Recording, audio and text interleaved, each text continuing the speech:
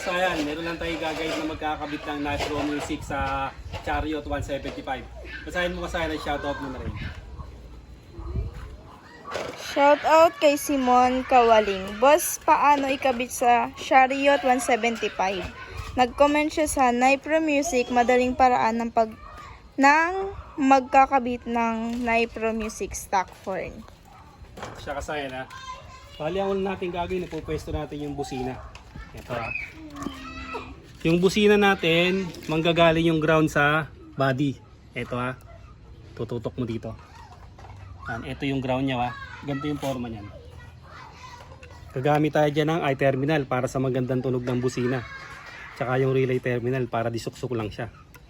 Pagka nilagay natin dito yung tornilyo katulad nito, katatawid na dito yung body ground. Magkakaroon na siya ng ground. Ganon din sa kabila.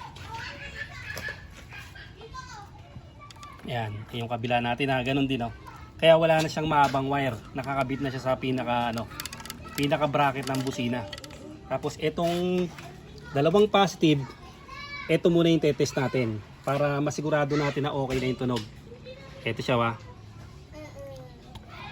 Yung dalawang positive ng busina bago natin ilalagay. Sisiguraduhin muna natin na tutunog na siya ng maayos. Samahin muna natin siya ha. Tapos dito kailangan natin ng fuse. Fuse 15 amperes for safety. Pero kung ayaw lagyan ng fuse, pwede rin. Diretso sa battery ha. Ayan, fuse na 15 amperes. Ito siya. Testing natin yung busina kung okay na siya ha.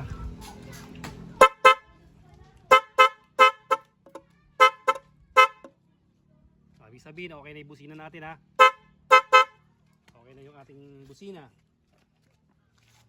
Yung number 30 na to, ilalagay natin sa relay. Ito ha. Ang relay natin may number sa likod dyan. Number 30, dulong-dulo. Ayan siya. Lalagay natin number 30. Ayan. Tumunta tayo sa number 30 ha. Tapos dito, sa busina, dahil tumutunog na siya, ibig sabihin, okay na yung busina natin ha. Lalagay natin sa Nitro Music. Negative trigger ang Chariot ha. Rusi yan, mga negative trigger, motor star. Ilalagay natin dyan kahit magkabaliktad. Etong brown at saka yung blue. Kahit magkabaliktaran ha, tag-isa yan.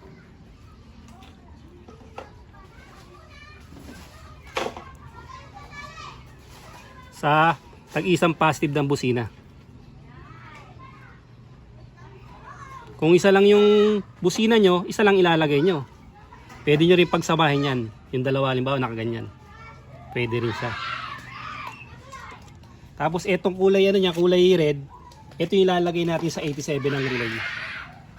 87 ng relay sa harapan ha. Gagamit tayo dyan ng terminal. Ito. Lagay natin sa 87 ng relay.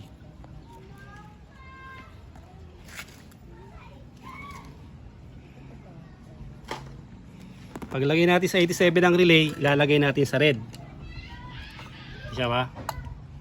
Negative trigger at positive trigger, pwede itong gayahin na pag-wiring.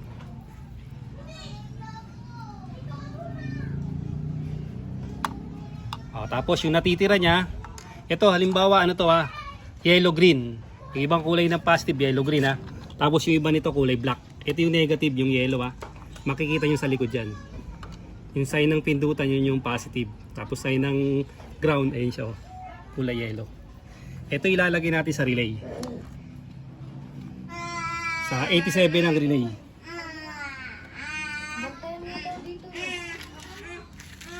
Yan na, ito na 87 ng relay ha. Talagay na yung red. Tapos yung ground. Pwedeng solid green, pwedeng body ground katulad dito. Ayun siya ha. Simple lang to.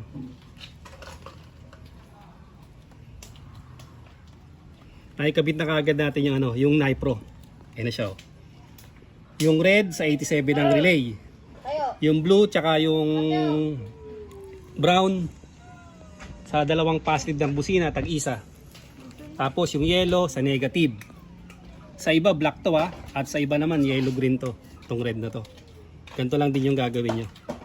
Tapos may dalawa pang natitira. Hugutin natin sa stock horn. siya, ugutin natin stock horn ha. Tutok ko sa stock horn. Tapos, lagay natin siya sa kabilaan kahit alin sa dalawa, kahit magkabaliktad. Negative trigger at positive trigger ha. Pag maluwag yung pin, ipitin nyo lang ha.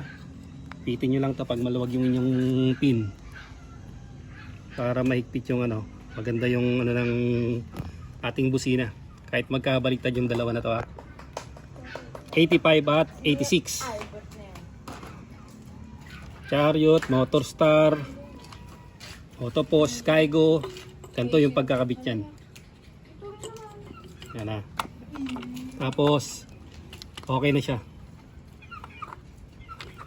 Kailangan lang dito, kondisyon yung ating battery.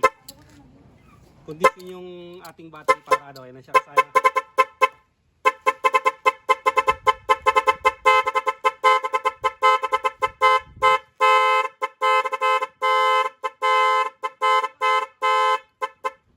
Okay na siya kasaya na. Ganun lang, kailangan kondisyon lang ang battery para sa magandang tunog ng ating busina. Sana'y nakatulong to kay Simon. Kay Simon sa maglalagay sa kanyang Chariot 175. Motopos, Motorstar, Skygo, Euro 150, 125. Ganito lang yung paglalagay niyan. Kahit sa mga positive trigger, lahat ng motor, ganito lang yung pagkakabit.